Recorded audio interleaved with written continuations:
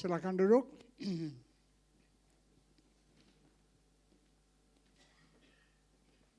Selamat pagi menjelang siang.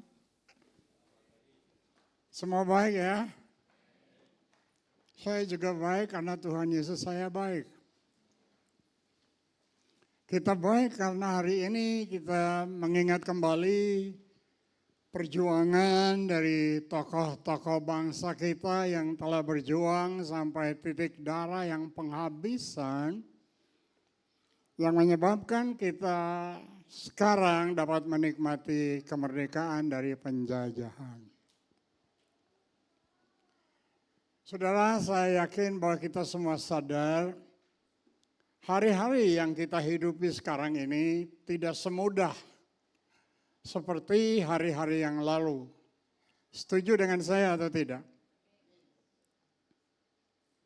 Situasi politik, situasi ekonomi dan sebagainya akan semakin hari semakin sulit. Tapi puji Tuhan, semua katakan puji Tuhan. Kenapa puji Tuhan? Karena kita melayani Allah yang dahsyat. Tepuk tangan dulu untuk Allah yang dahsyat.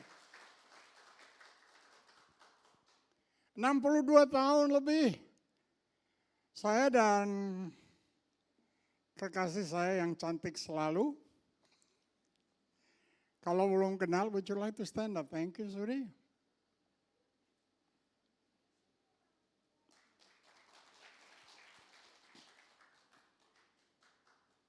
Coba dengar ini ya. Kami tidak bertahan dalam pelayanan selama 62 tahun ini. Kalau bicara mengenai bertahan dalam pelayanan itu sesuatu yang salah. Kenapa? Rupa-rupanya adalah hal yang dibesarkan lebih besar dari Tuhan yang besar. Padahal khotbah bahwa saya Tuhan yang besar. Yes, Tuhan saya besar. Karena itu kami tidak bertahan dalam pelayanan, tapi kami menikmati pelayanan. Haleluya.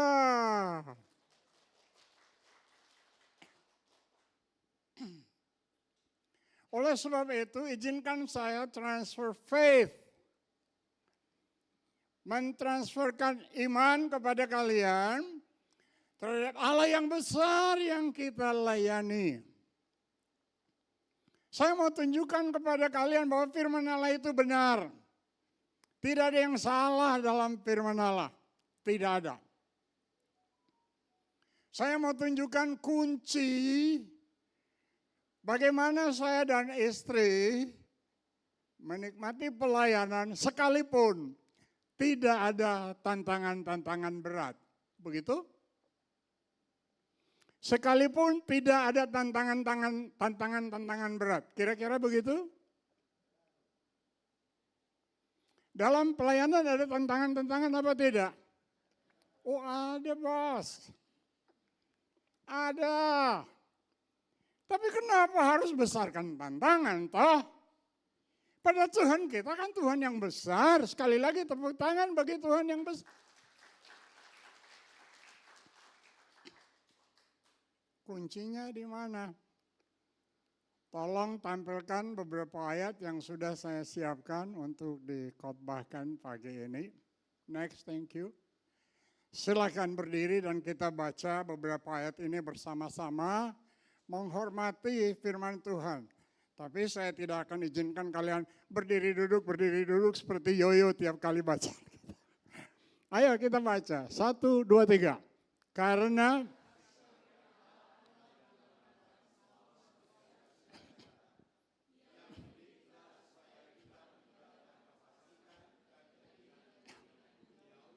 dan supaya kita hidup bijaksana, adil dan beribadah dalam dunia sekarang. Next. Dengan menantikan penggenapan pengharapan kita yang penuh bahagia. Dan penyataan kemuliaan Allah yang maha besar. Dan juru selamat kita Yesus Kristus yang telah menyerahkan dirinya bagi kita. untuk membebaskan kita dari segala kejahatan dan untuk menguduskan bagi dirinya suatu umat kepunyaannya sendiri yang rajin berbuat baik. Thank you.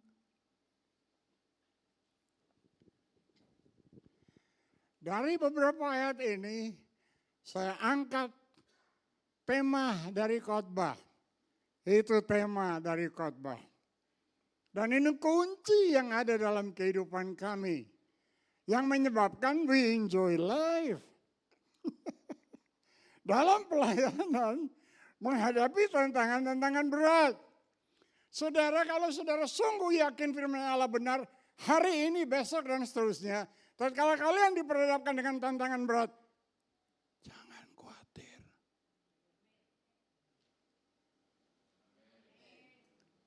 Jangan kecewa. Kalau Anda khawatir, kalau Anda kecewa, Anda adalah orang yang gak punya Tuhan yang besar.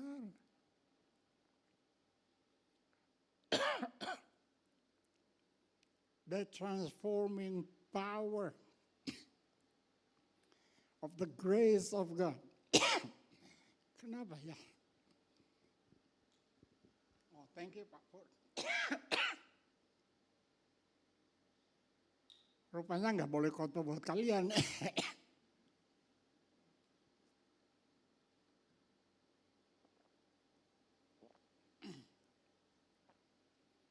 Next, thank you. Di mana kita dapat memperoleh grace itu yang menyebabkan akan terjadi transformasi luar biasa dalam kehidupan kita sebagai manusia yang sudah jatuh dalam dosa. Next, thank you. Yap, hanya terdapat di mana kasih Tuhan? Di gereja Betel Raja Wali? Lo nggak ada jawaban. Kasih karunia Tuhan terdapat di mana? Gereja Betel Raja Wali? Di mana? Oke, kalau begitu kita baca lagi. 1, 2, 3. Firman.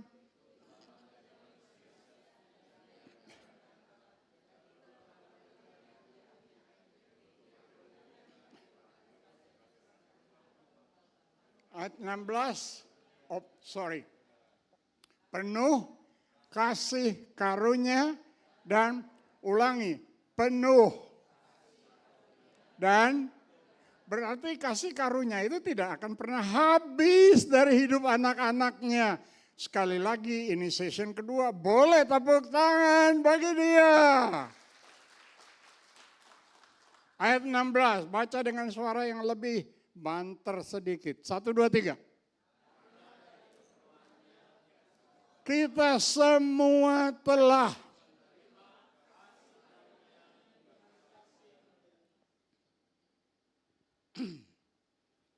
Anda boleh menjadi anggota jemaat GBI Raja Wali 100 tahun. Tapi perhatikan,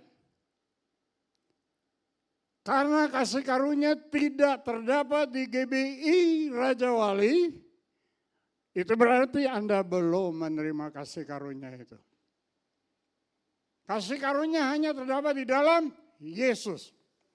Ada orang yang sudah masuk keluar gereja puluhan tahun. Menganggap mereka orang Kristen. Ternyata karena belum menerima Yesus, mereka belum lahir baru. Mereka belum menerima kasih karunia.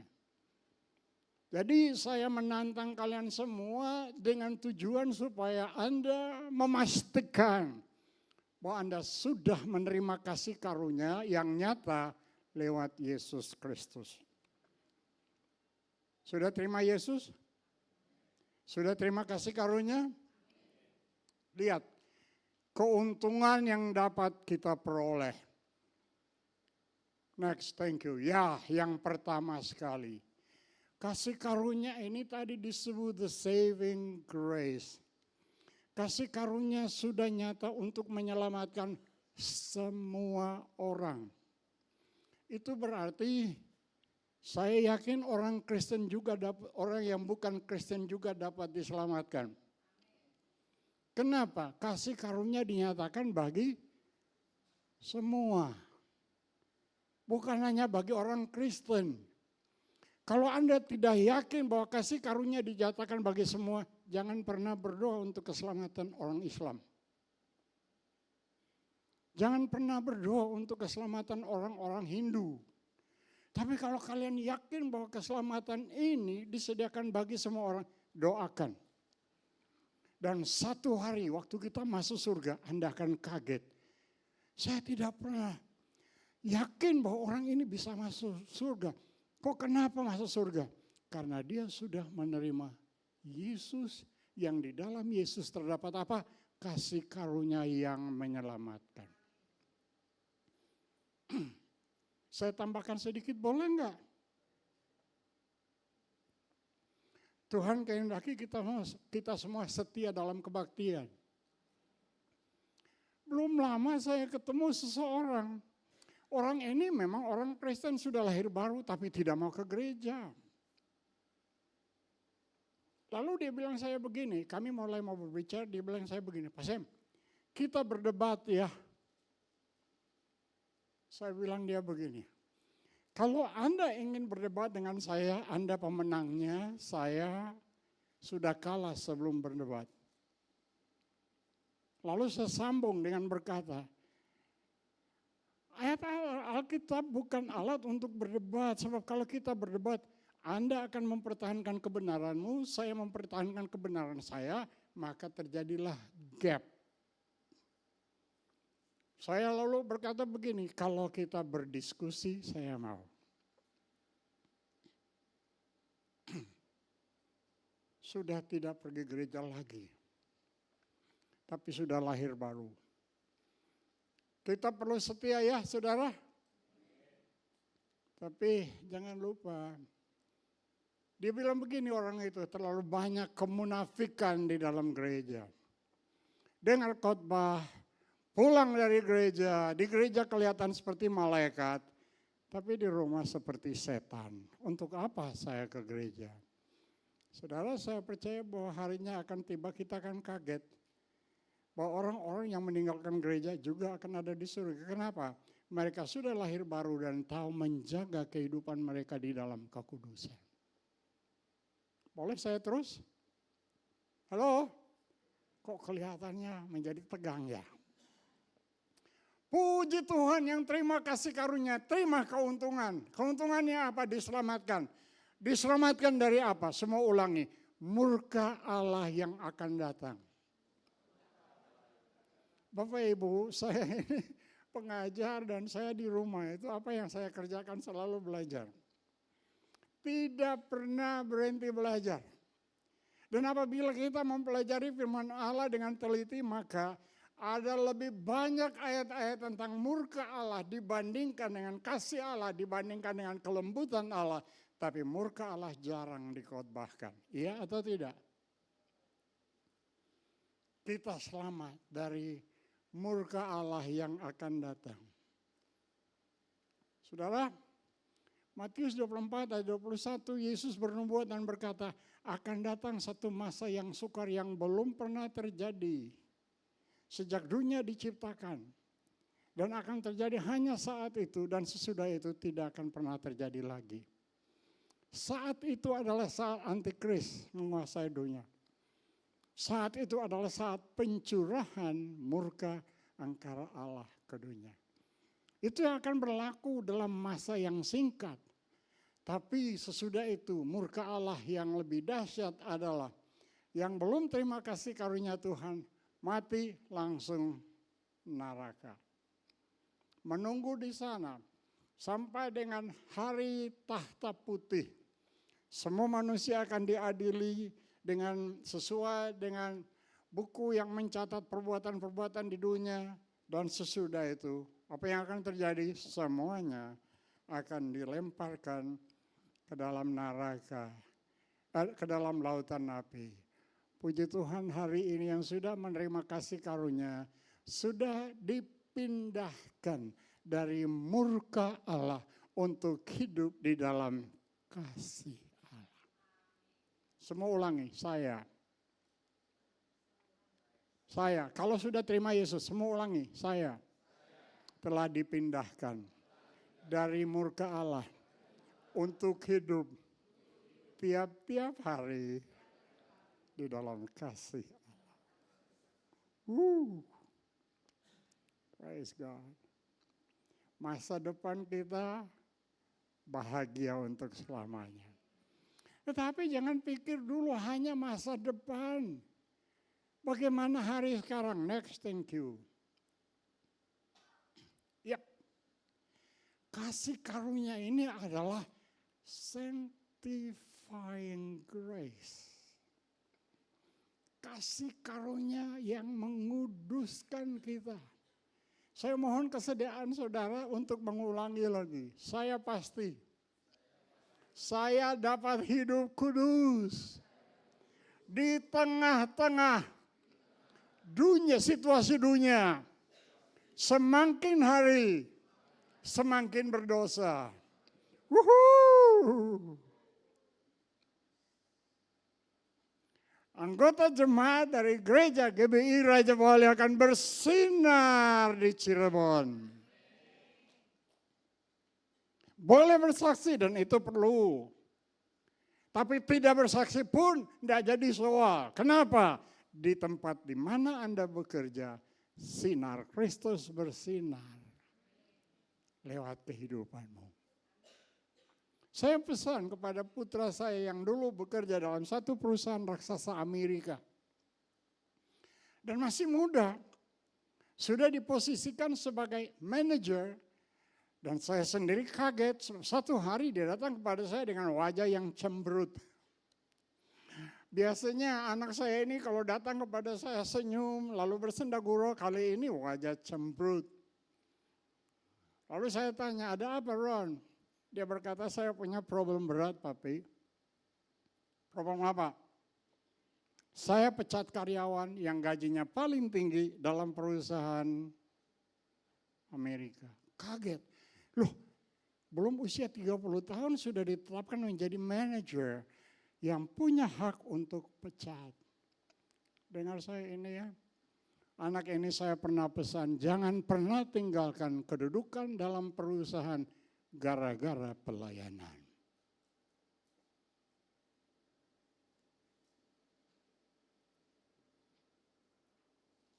Semua diam ya. Saya bilang apa? Jangan pernah tinggalkan kedudukan yang baik dalam dunia, dalam perusahaan di dunia internasional gara-gara pelayanan. Saya masih tambahkan, kecuali kalau Tuhan panggil Anda, silakan. Lalu saya bilang begini, papimu ini tidak bisa bersaksi kepada bos-bos besar dalam perusahaan. Tapi kamu bisa bersaksi kepada bos perusahaan. Lihat, karyawan yang gajinya paling tinggi dipecat, kenapa? Tanggung jawab dari anak yang sudah dididik dalam Tuhan untuk menjadi orang yang memiliki integritas.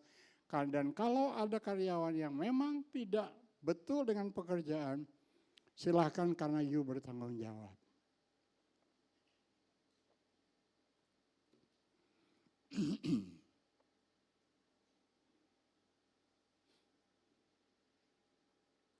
Next, thank you.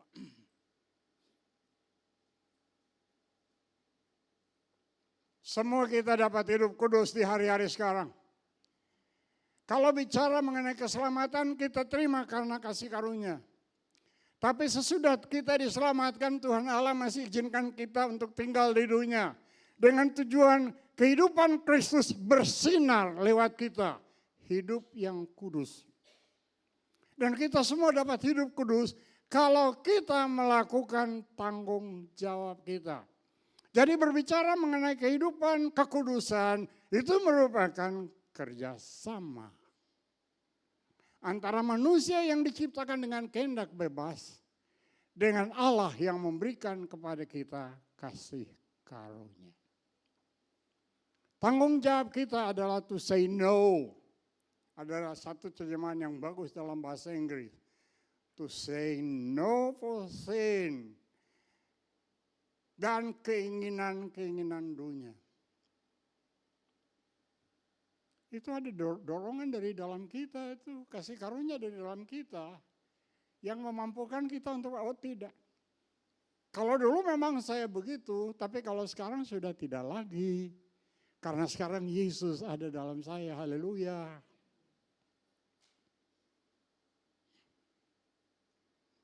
Sorry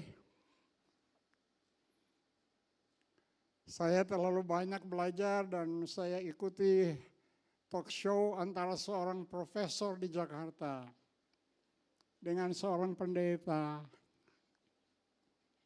Profesor itu talk show dengan seorang pendeta muda di Jakarta dan pendeta itu bertanya begini, boleh enggak seorang pendeta beli mobil Lamborghini? Boleh enggak kekasih Tuhan? Boleh enggak? Boleh tidak? Lebih keras sedikit. Oke, baik, thank you. Saya khawatir hamba Tuhan seperti itu adalah hamba Tuhan yang tidak meninggalkan keinginan duniawi. Hamba Tuhan perlu hidup oke. Tapi hamba Tuhan tidak perlu hidup bermewah-mewah.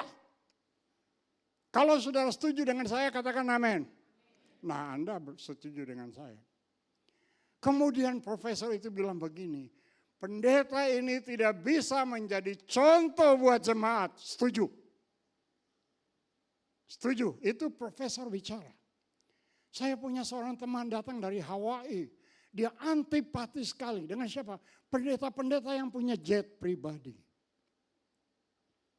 Mau dengar saya pagi ini? Ada seorang rabi yang mengajar. Kalau Anda bayar perpuluhan, Anda berdosa.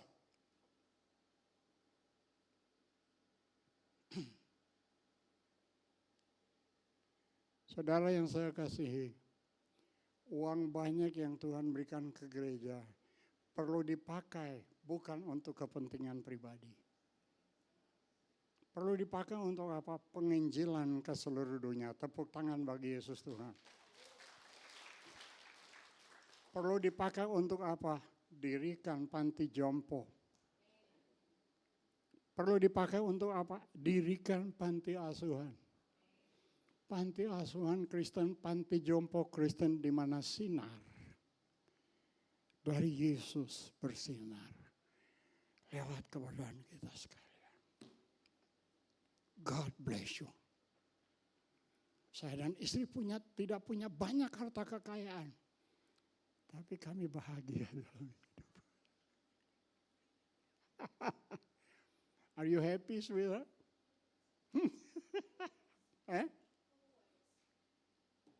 Always.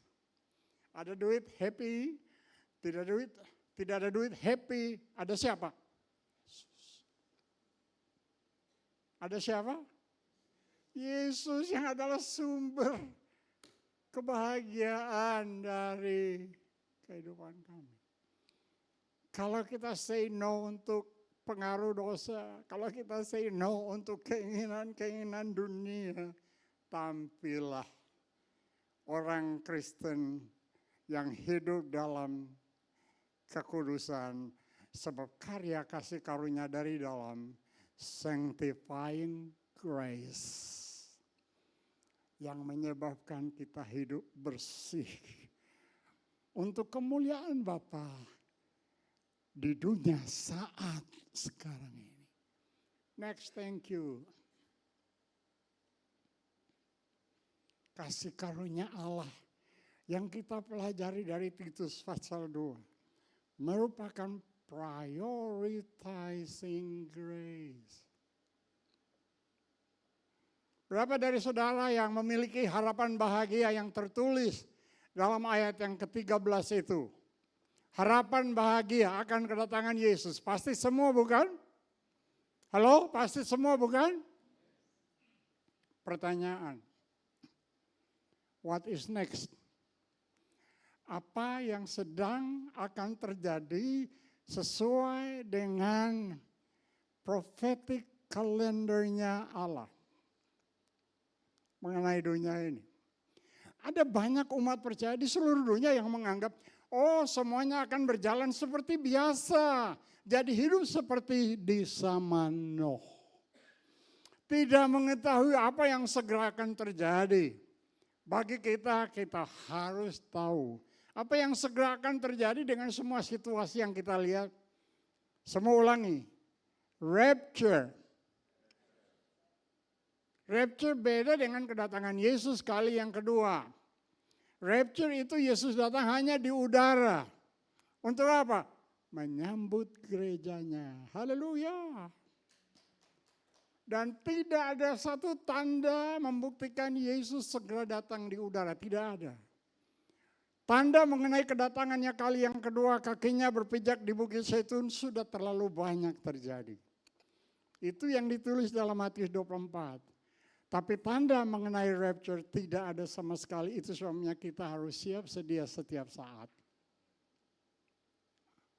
Waktunya sudah dekat. Coba tangan satu dengan yang lain dan katakan, hey, rapture itu sudah dekat.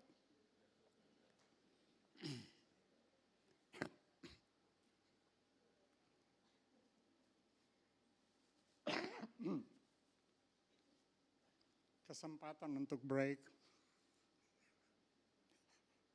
Next, thank you.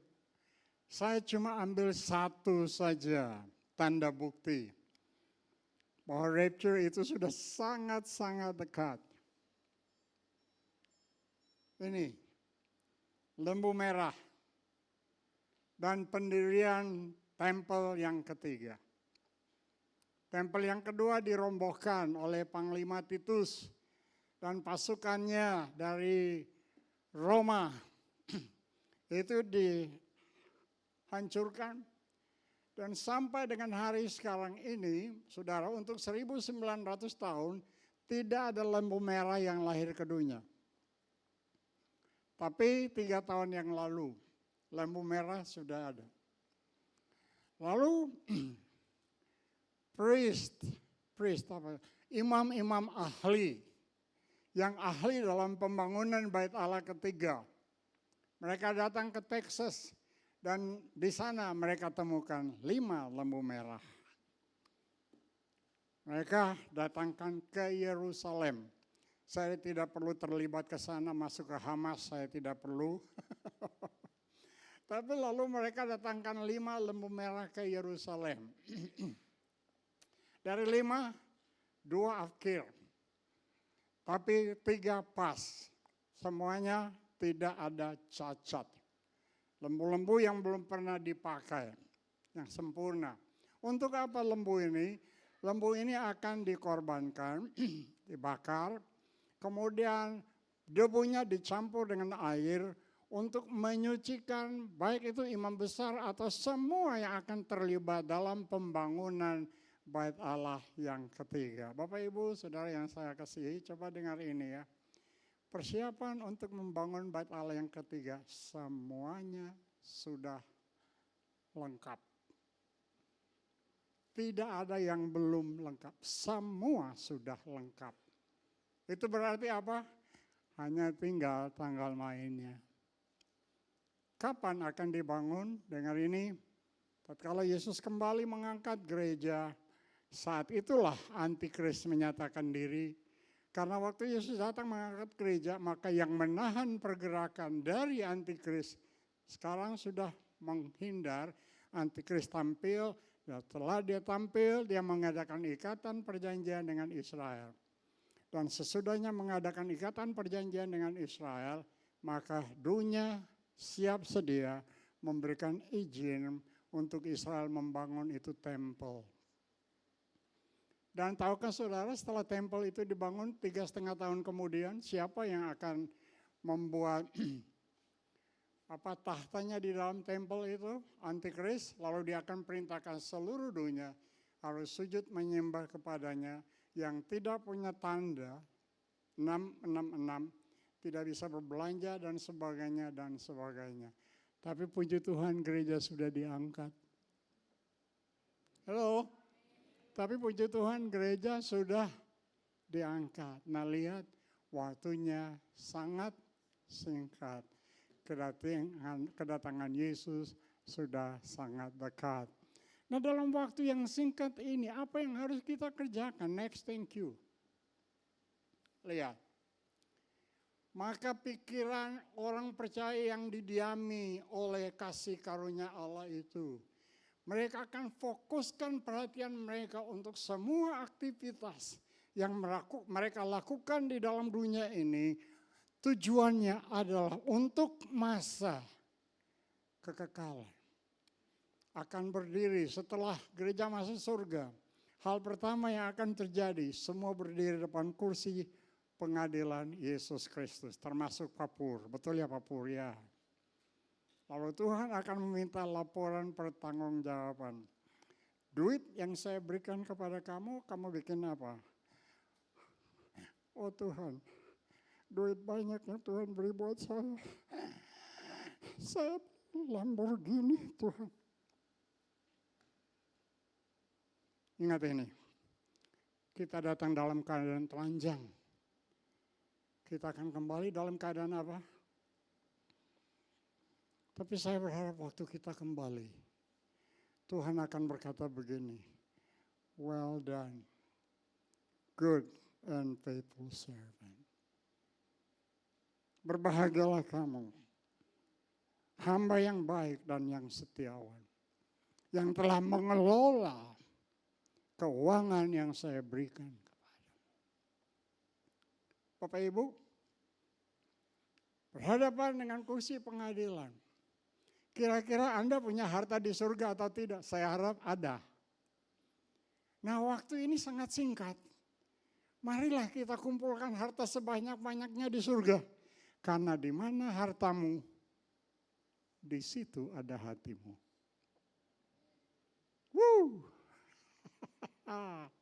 Jangan lupa, kita fokus kepada masa kekekalan karena harinya tiba.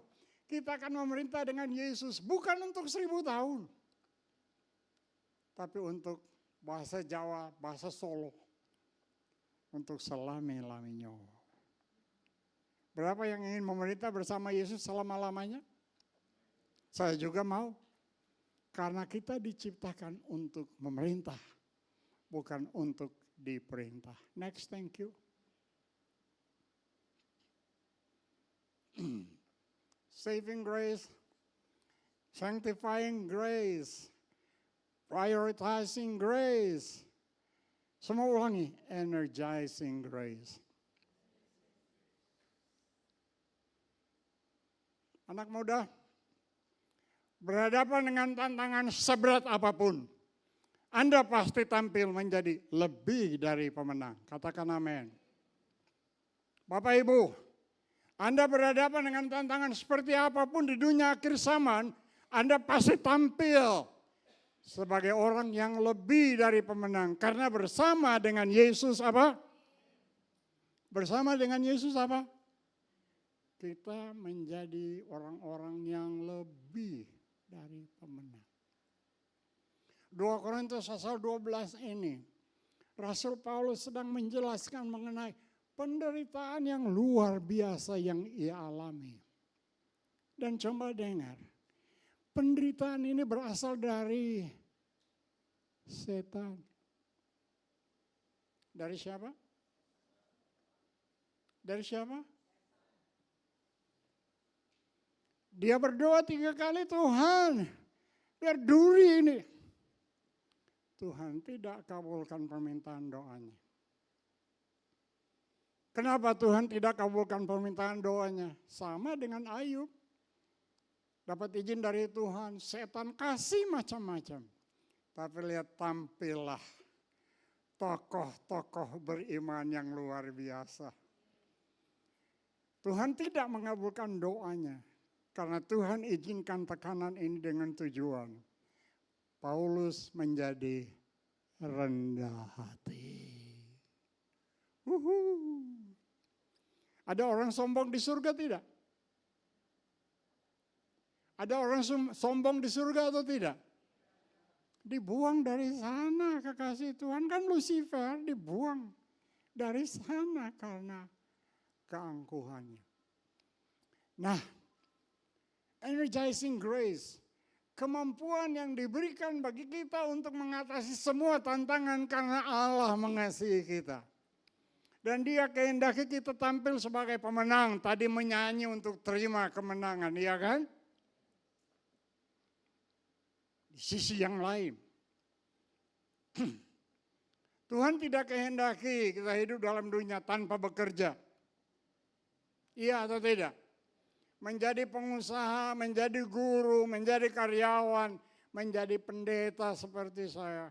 Kita semua bekerja sesuai dengan potensi yang Allah berikan. Dan saya ingin katakan, pengusaha-pengusaha zaman ini, meskipun tekanan hebat, dapat tampil jauh lebih dahsyat dari sebelumnya. Kenapa? Tuhan besar.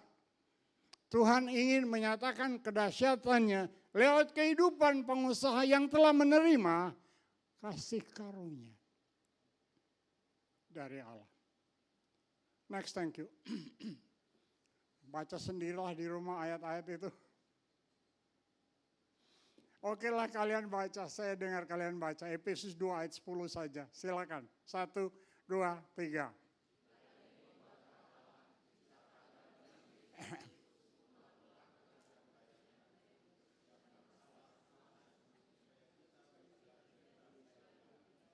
Supaya kita hidup di dalamnya. Dalam pekerjaan baik yang Tuhan tentukan bagi kita kerjakan. Baik sebagai pengusaha atau siapapun juga. Itu pekerjaan baik. Dan kita semua pasti sukses. Amin. Next, thank you. Yap. Bagaimana kasih karunia yang mentransform manusia bisa terus mengalir dalam kehidupan kita. Hal ini dapat terjadi kalau saya mengambil keputusan untuk hidup dalam kerendahan hati. Bapak Ibu, kira-kira 15 tahun yang lalu saya terkena stroke. Istri saya berdoa dan saya juga berdoa untuk kesembuhan. Sampai hari ini kok tidak sembuh. Kurang iman. Oh sorry, jangan hakimi saya kurang iman. Kalau begitu Paulus juga kurang iman. Kalau Tuhan izinkan saya menderita, asal Dia dipermuliakan lewat hidup ini, haleluya. Sesudah stroke, baru Tuhan perintahkan tingkatkan sekolah tinggi teologi untuk menjadi sebuah universitas. Dahsyat. Allahku luar biasa. Next ayatnya. Itu dalam bahasa Inggris ya. Kesimpulannya adalah, baik anak muda atau kita semua yang ada di sini, hiduplah dalam kerendahan hati, karena Allah menentang orang sombong, tapi Ia mengaruniakan kasih karunia-Nya kepada orang yang rendah hatinya. Angkat tangan dan lambaikan bagi Yesus mereka yang mau hidup dalam kerendahan hati. Firman Allah, ya dan amin. Firman Allah tidak salah. Saya akan menjaga supaya keangkuhan tidak boleh menyelinap masuk. Karena saya mau izinkan kasih karunia Tuhan terus mengalir. Next, thank you. Bapak Ibu, kalau betul Anda ini murid Yesus, jangan lewatkan satu hari tanpa membaca bukunya. Anda harus tiap hari ambil waktu untuk membaca firman Allah. Disebut firman kasih karunia. Semakin kita mengambil waktu untuk membaca firman, semakin kasih karunia dari Yesus mengalir ke dalam kehidupan kita. Dan yang terakhir, next, thank you. Hei Bapak Ibu kekasih Tuhan, Bapak duduk di atas tahta yang namanya tahta kasih karunia. Mari kita baca ayat ini. 1, 2, 3. Sebab itu,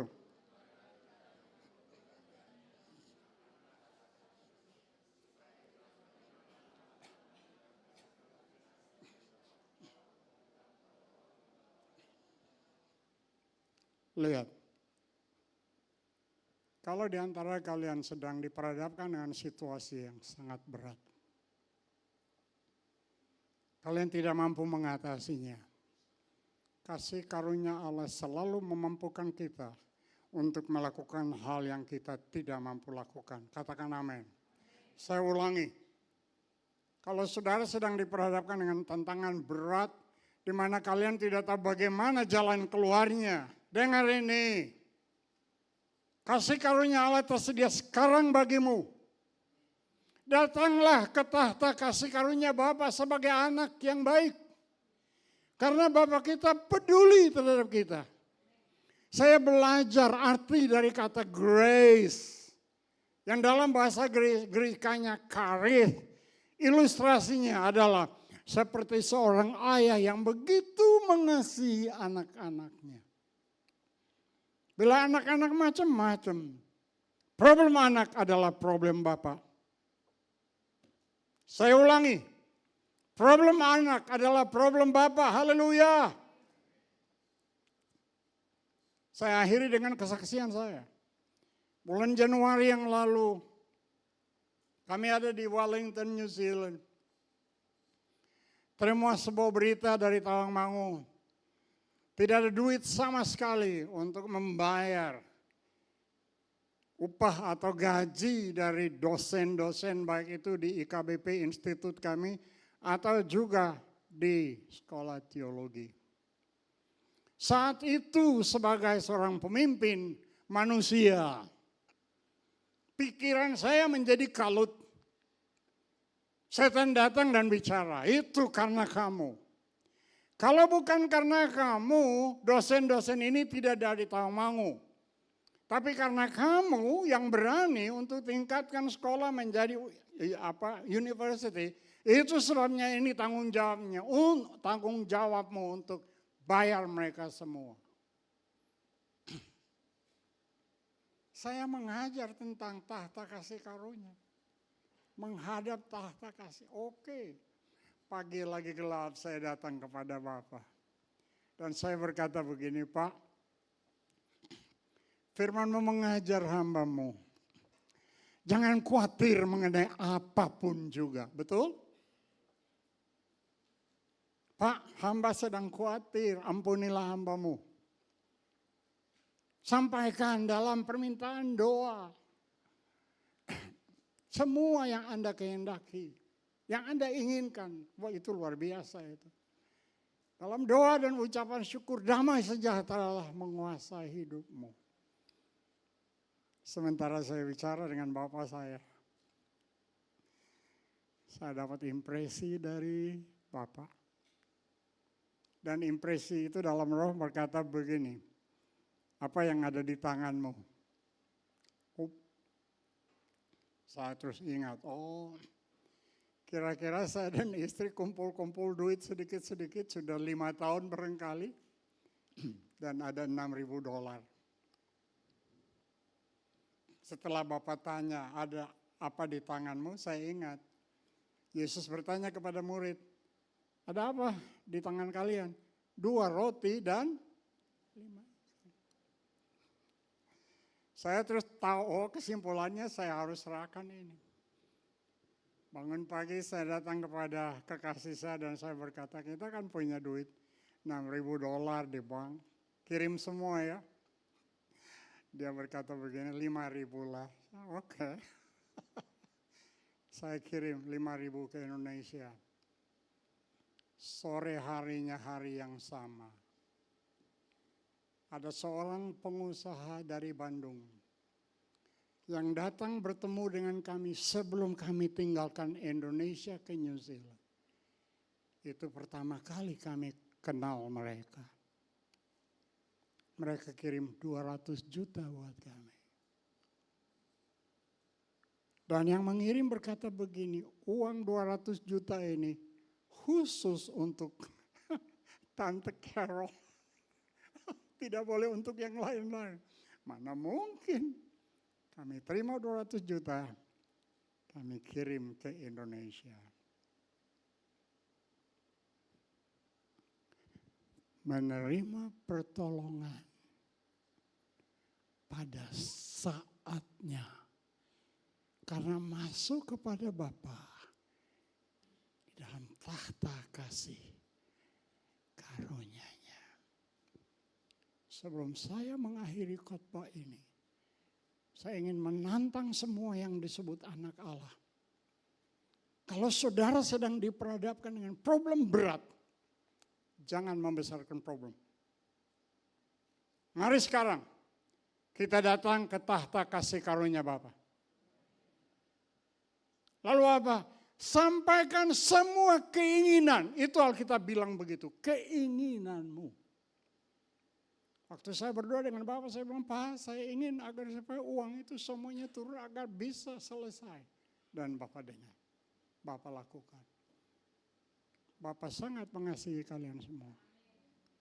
Siapa saja dari antara kalian yang punya problem sangat berat dan punya iman untuk datang ke tahta kasih karunia Allah, berdiri dengan saya, lalu kita akan berdoa. Berdiri dengan saya sekarang ini. Yang punya problem usaha, problem apa saja, berdiri.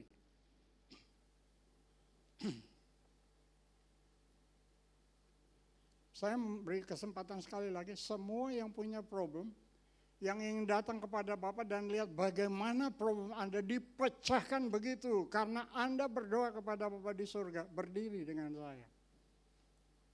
Oke. Ada yang lain lagi yang mau berdiri? Sebab saya tidak punya waktu untuk tumpang tangan, berdoa buat satu-satu. Coba dengar saya ini sebelum saya berdoa. Bapak Ibu, Tuhan kehendaki kita menerima pertolongan dari Tuhan dengan iman kita sendiri dan tidak bergantung kepada iman orang lain. Mengerti maksud saya atau tidak? Terlalu sering datang kepada pendeta, minta pendeta berdoa. Anda dapat berdoa sendiri. Supaya Anda melihat bagaimana Tuhan campur tangan. Lalu dengan melihat Tuhan campur tangan, kalau dia campur tangan dengan problem kecil, problem besar yang akan datang, dia pasti campur tangan. Kita nyanyi kor, ku rindu.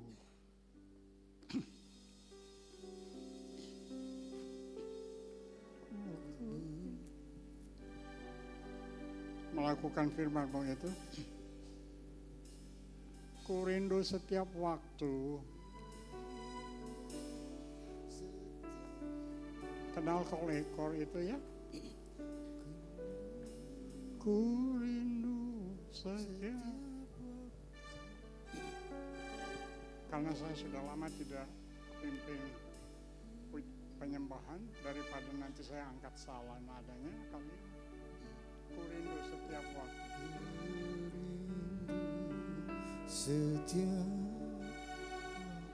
Ayo mari kita angkat tangan kepada Dia, kita nyanyi.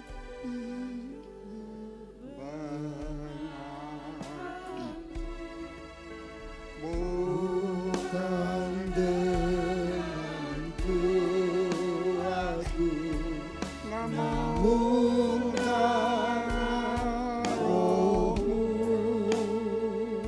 Yesus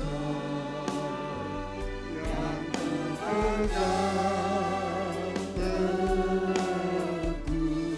Akui Dia sebagai Tuhan-Mu. Engkaulah Tuhan, Engkaulah Raja, berdaulat atas hidupku, ku berserah penuh.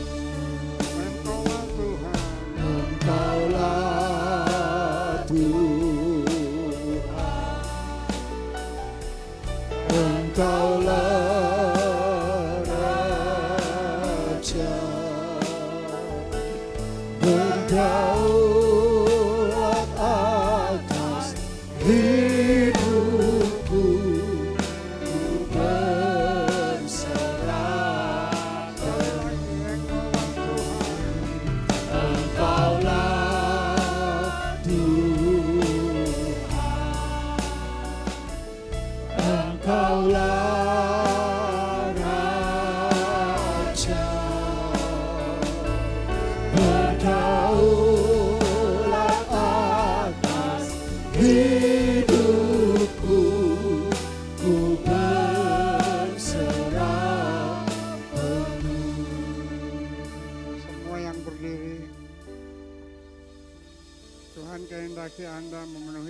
syaratnya yang ditentukan. Jangan khawatir akan apapun juga. Tapi sampaikanlah segala keinginanmu dalam doa permintaan dan ucapan syukur.